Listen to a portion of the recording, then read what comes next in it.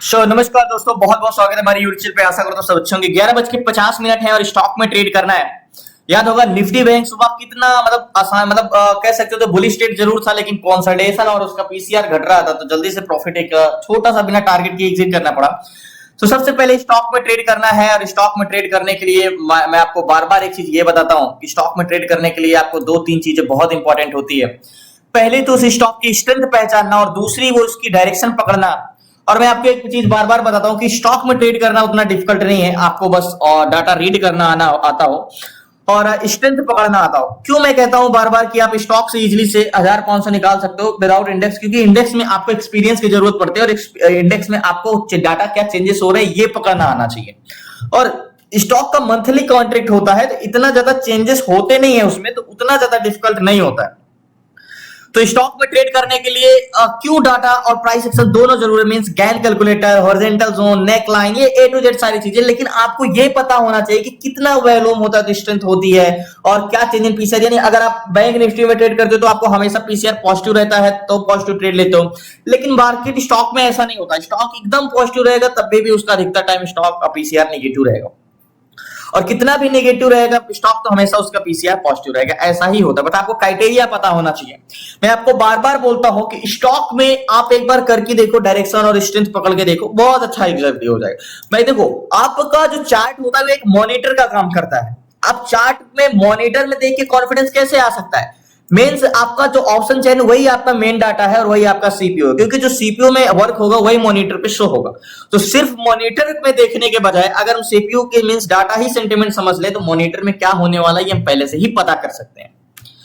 और सिर्फ मॉनिटर में देखेंगे तो प्रेजेंट टाइम में जैसा ग्राफ बनेगा वैसे ही हमारा एक माइंड में एक ग्राफ बनेगा बस, और इससे ज्यादा कुछ हम प्रेडिक्ट नहीं कर सकते। तो स्टॉक में ट्रेड करने के लिए मैं आपको बताता हूं हमेशा एफएनओ स्टॉक जिसका ऑप्शन चयन है, मींस कोटक बैंक, लाल पैथलैब। कोटक बैंक में क्या है? 22,000, 11,000, 13,000, 22,000। अब कोटक बैंक में क्या है? कोटक बैंक स्ट्रेंथ है लेकिन इसके प्रतिरोधक कितने ज्यादा है। अब आप यहाँ पे क्या करेगा? कोटक बैंक जाना तो ऊपर जाएगा लेकिन काफी कंसोलिडेशन ऐसे करेगा, ऐसे ये, और एक बड़ी कैंडल बना के ऐसे ऊपर भी जा सकता है। कोटक बैंक को मैंने क्या बोला? कोटक बैंक का मैंने चार्ट नहीं देखा, बट कोटक बैंक का मैंने 1 मिनट में डाटा देखा और कोटक बैंक को मैं एग्जैक्टली यहाँ पे लगाता हूँ। अभी तो मैंने उसका चेंज इन पीसीआर भी नहीं देखा, सिर्फ मैंने उसका ऑप्शन चैन देखा। एग्जैक्टली ये देखो क्या कह रहा हूँ। कोटक बैंक जाना तो ऊपर चाह रहा है लेकिन उसको काफी ज्यादा मशक्कत करना पड़ रहा है, कुछ ऐसे ये ऐसे।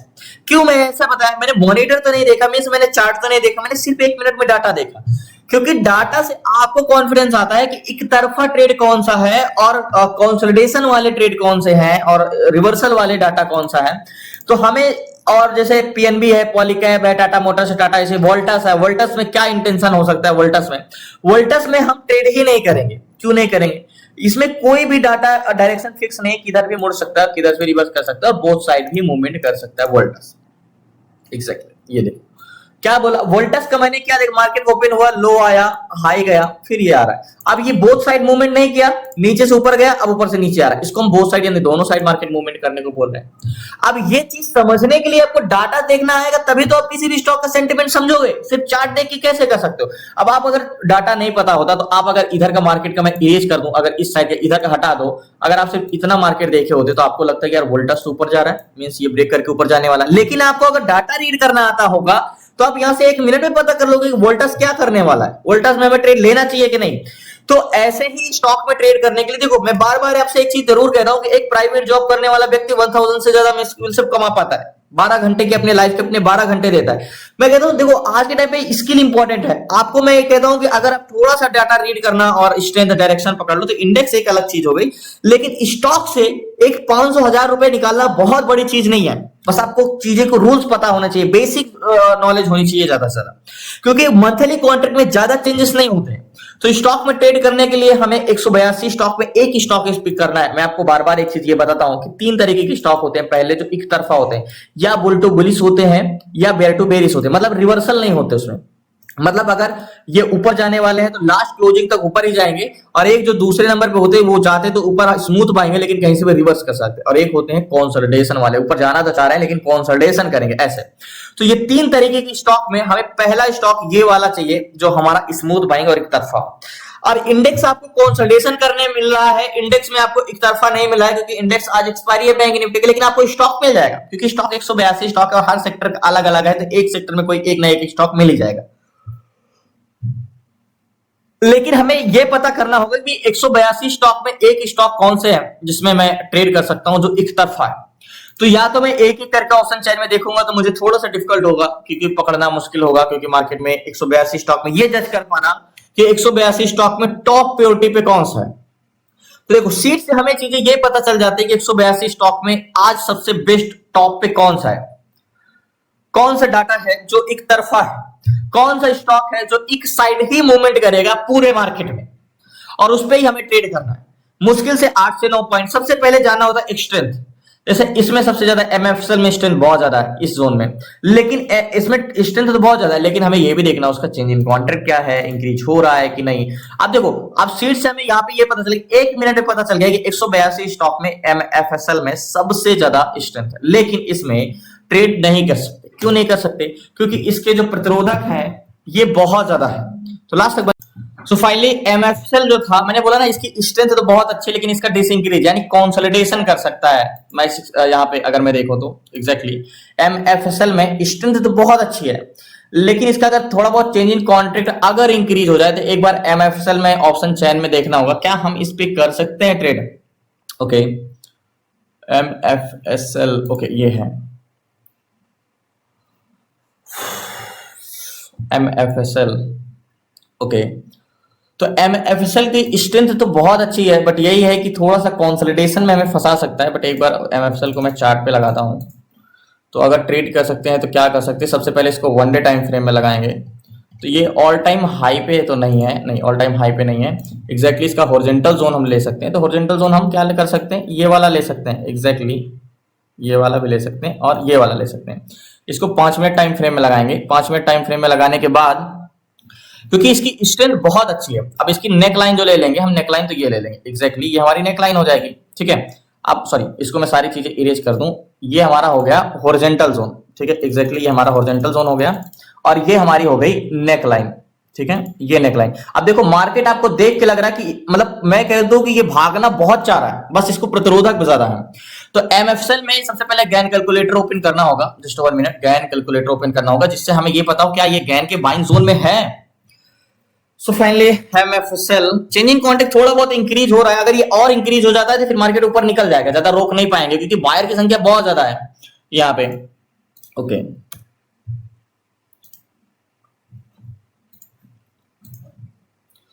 1100 हॉरिजॉन्टल जोन का जो प्राइस है 1150 रुपए का। ओके, 1153 1150 रुपए। तो गैन कैलकुलेटर का कहना है कि भैया 1156 के ऊपर जाएगा तब आप बाई करना, 1163 मतलब गैन कैलकुलेटर से 1156 के ऊपर जाएगा तभी बाइंग हो सकती है। तो गैन कैलकुलेटर के हिसाब से तो बाइंग जोन में तो नहीं है, सेलिंग साइड 1147 के नीचे जाएगा। तो एमएफएसएल 1156 पे जाएगा तब बाई कर सकते हो, और 1152-53 चल रहा है। और जो नेक लाइन है हमारी, ये नेक लाइन है एग्जैक्टली, ये हमारी नेक लाइन है। बाकी अगर कैंडल्स क्लोज भी दे दे तो प्राइस एक्शन के हिसाब से एंट्री हो जाएगा। अगर 1 डे टाइम फ्रेम के हिसाब से देखें तो क्या हमारा टारगेट मिल सकता है 1 डे टाइम फ्रेम को, जो मैंने आपको बताया 1 डे टाइम फ्रेम के हिसाब से क्या हमारा टारगेट हो सकता है। ये ऑल टाइम हाई पे है मेरे हिसाब से एग्जैक्टली, ये ऑल टाइम हाई पे हिट कर रहा है, इसीलिए इतने ज्यादा बायर हैं, लेकिन सेलर यहाँ पे रोकने वाले की भी संख्या बहुत ज्यादा है।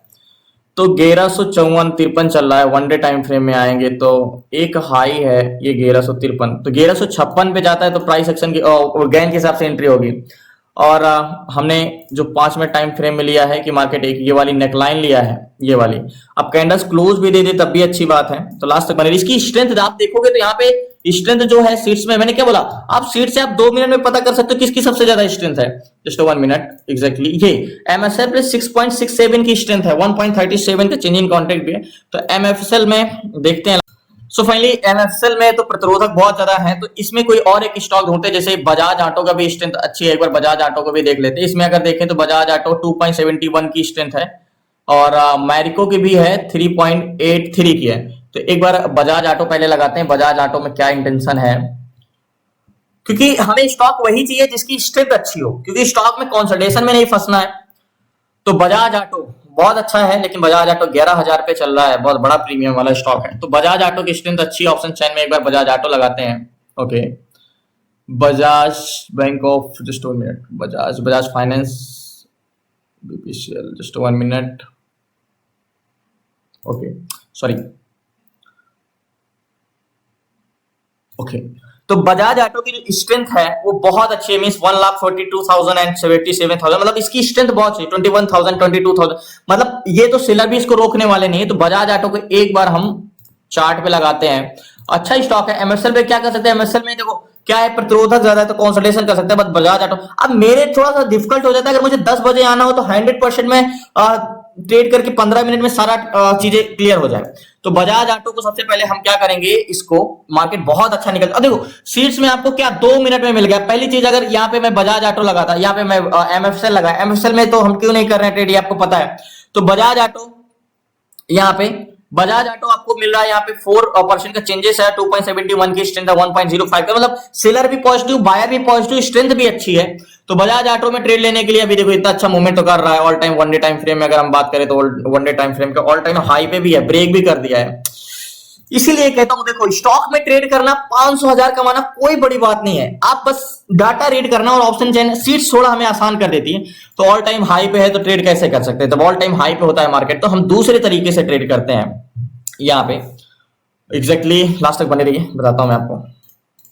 सो फाइनली बजाज ऑटो की बात करें तो हॉरिजॉन्टल जोन, अब मार्केट ऑल टाइम हाई पे है तो हम क्या कर सकते हैं, मार्केट एग्जैक्टली अगर देखोगे तो देखो पहला हाई जो लो से हाई लगाया ये लगाया, ठीक है, उसके बाद लो लगाया, फिर यहां से जो नेक्स्ट हाई लगाया एग्जैक्टली ये लगाया, ठीक है ये, लेकिन ये कैंडल्स क्लोज नहीं दिया, इसको ब्रेक करने के बाद लास्ट हाई इसने ये लगाया, ठीक है ये, और इसके बाद अभी तक कैंडल्स क्लोज कहां दिया, तो लास्ट जो हाई था हमारा मार्केट में ये वाला जोन का था, ये वाला जोन का, एग्जैक्टली ये जोन का। इसके बाद हाई, देखो हमने यही माना है कि हाई लो, जब तक हाई के ऊपर कैंडल्स क्लोज नहीं देता हम हाई को ब्रेकआउट नहीं मानते। ये हमारा हाई जो पॉइंट था इसके ऊपर कैंडल्स क्लोज कब दिया, यहां पे दिया, तो हमारा जो हॉरिजॉन्टल जोन का प्राइस हो गया हमारा ये हॉरिजॉन्टल जोन हो गया। तो गैन कैलकुलेटर में हॉरिजॉन्टल जोन का जो प्राइस डालेंगे 11,406, वैसे ये गैन कैलकुलेटर इसमें बड़े प्रीमियम में काम करेगा नहीं, लेकिन एक बार हम देख लेते 11,406, तो गैन कैलकुलेटर में 11,406 से 11,422 के ऊपर जाएगा तो 11,443, तो बजाज ऑटो 11,432 चल रहा है। तो मैं इस पे एक ट्रेड लेता हूं, लास्ट तक बने रहिए प्लीज, नए चैनल को सब्सक्राइब कर लीजिए, बहुत अच्छा मूवमेंट करने वाला, जिस हिसाब से इसका डाटा एक तरफा है, मींस आंख बंद कर लो और आप बाई कर लो, 100% इसमें प्रॉफिट होना तय है लास्ट तक। सो बजाज ऑटो में मैंने 30 क्वांटिटी ली है और 68,000 का फंड लगा है, 68,700 रुपए का, और 11,432 रुपए पर। अब देखो ये 30 क्वांटिटी है, अब देखो प्रीवियस में कोई है तो टारगेट हम कैसे सिलेक्ट करेंगे, तो मार्केट में अगर बात करें तो ये हमारी नेक लाइन का काम करेगा। वैसे भी हाई को तो ब्रेक कर दिया, लेकिन हम तब भी एक नेक लाइन लेते हैं। मैंने पहले ट्रेड लिया क्योंकि हिस्ट्री इसकी बहुत बहुत बहुत अच्छी है। लो मार्केट कहां तक आ सकता है, 11,300, रिस्क थोड़ा सा हमारा बड़ा है, तो गैन कैलकुलेटर से 32 तक तो पहुंच गया, नहीं 43 का टारगेट, 70 का टारगेट, तो 70 का टारगेट एग्जैक्टली यहां का टारगेट ये वाला जोन, तो हम टारगेट जो रखेंगे पॉइंट का ये वाला रखेंगे, ये हमारा टारगेट पॉइंट होता। तो अगर 30 पॉइंट का मिलता है 474, 40 पॉइंट का टारगेट मिलेगा, मींस कम से कम 11,476। वैसे इसको ब्रेक किया है तो और तो आना चाहिए कम से कम गैन कैलकुलेटर, 11,496 बजाज ऑटो में, तो 11,032 चल रहा है। तो अगर ये 40 पॉइंट का मिलता है और 30 क्वांटिटी में तो आराम से अच्छा प्रॉफिट हो जाएगा। तो टारगेट पॉइंट हम यही रखेंगे। वैसे मार्केट तो हम 96 का टारगेट रख सकते हैं जिस हिसाब से स्ट्रेंथ है, लेकिन मैं यही रखूंगा, 30-32 चल रहा है और मार्केट लो को फिर से टेस्ट करने आ सकता है। बट इसकी जो स्ट्रेंथ है ना, देखो मार्केट थोड़ा सा यहाँ जरूर लड़खड़ा रहा है, लेकिन इसका डाटा कंटिन्यू पॉजिटिव हो रहा है, तो इसका मतलब कि आंख बंद कर लो और जहां मिले आप बाय कर लो। तो टारगेट पॉइंट मेरा ये है, लास्ट तक मेरे प्लीज नए चैनल को सब्सक्राइब कर लीजिएगा। 40-30 क्वांटिटी है, 40 पॉइंट मिल जाता है तो आराम से 1200-1500 तो आराम से मिल जाएगा। तो वेट कर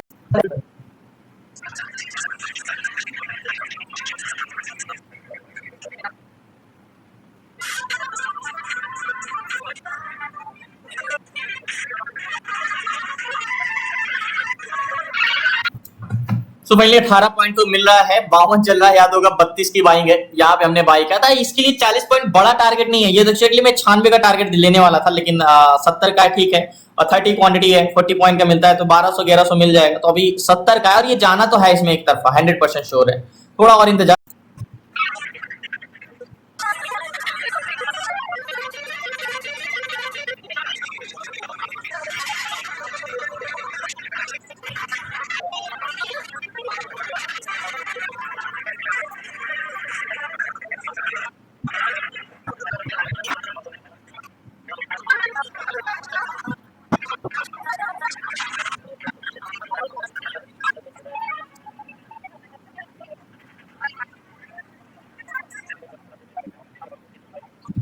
सो फाइनली बोला था ना, स्ट्रेंथ बहुत अच्छी है। पोजीशन में स्क्वायर ऑफ करता हूँ, लास्ट तक बन रही, टारगेट हिट किया।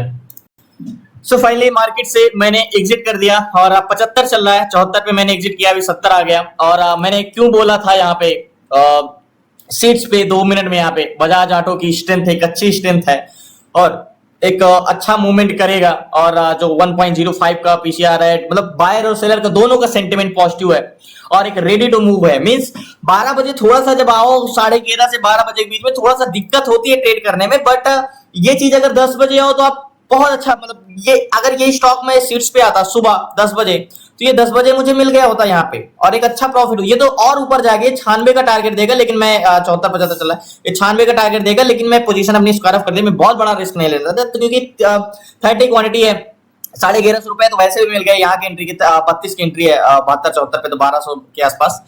तो मार्केट से मैंने एग्जिट कर दिया। इसीलिए मैं कहता हूं आपसे कि स्टॉक में ट्रेड करना उतना डिफिकल्ट नहीं, क्योंकि आपको एक तरफा स्टॉक तो देखने को मिल जाते हैं और एक तरफा स्टॉक कैसे फाइंड करना है आपको रूल्स पता होना चाहिए। और ये लास्ट तक इसमें बाइंग ही बाइंग आएगी। तो ये 96 तक हम रुक सकते थे, लेकिन मैं अब यहां तक नहीं रुकूंगा हूं, पोजीशन मैंने स्क्वायर ऑफ कर दिया। इसलिए मैं कहता हूं कि 1500 निकालना बहुत बड़ी चीज नहीं स्टॉक में। तो धन्यवाद आपका, शुक्रिया लास्ट तक बने रहने के लिए। प्लीज नए हैं चैनल को सब्सक्राइब कर लीजिएगा। याद होगा यहाँ पे मैंने जो सीट्स पे आपको बताया था कि यहाँ पे सबसे ज्यादा स्ट्रेंथ किसकी थी, इसकी थी, एमएफएसएल की। लेकिन इसमें एमएफएसएल में मैंने ट्रेड इसलिए नहीं लिया क्योंकि ये जो है चेंज इन कॉन्ट्रैक्ट इसका डिसइंक्रीज हो रहा था। तो ये या तो ऐसा स्टॉक था, जैसे मैंने आपको बताया था कि या तो मार्केट दो तरीके को, या तो कंसोलिडेशन करेगा और लेकिन ऊपर जाएगा, कंसोलिडेशन करेगा फिर ऊपर जाएगा। तो वह जाएगा तो ऊपर, लेकिन काफी मशक्कत करके जाएगा, तो मैं फंसना नहीं चाहता था। और ये जो मिल गया मुझे दूसरा 6%, सॉरी यहाँ पे बजाज ऑटो, ये 4.25 की चेंज इन परसेंटेज है और 2.71, और दोनों बायर और सेलर दोनों का सेंटिमेंट पॉजिटिव एक तरफा तो हुआ ही, और इस पे मैंने ट्रेड लिया। बाकी यहाँ पे देखिए तो मैरिको की भी स्ट्रेंथ अच्छी थी, बट मैंने इसको ही लिया। और धन्यवाद आपका, शुक्रिया लास्ट तक बने रहने के लिए। प्लीज आपसे रिक्वेस्ट है, नए चैनल को सब्सक्राइब कर लीजिएगा। आपको क्लासेस में जुड़ना है, आपको सीखना है कि स्टॉक इंट्राडे में ट्रेड कैसे करना है, स्टॉक एसआईपी कैसे करना है, ETF SIP, option selling, option buying, A to Z सारी चीजें, स्टॉक डाटा रीड करना। तो 6 मंथ की क्लासेस में तो डिस्क्रिप्शन में नंबर है, आप उस पर व्हाट्सएप करके जुड़ सकते हैं। धन्यवाद आपका, शुक्रिया लास्ट तक बने रहने के लिए। प्लीज आपसे रिक्वेस्ट है, नए हैं तो चैनल को सब्सक्राइब कर लीजिएगा। धन्यवाद।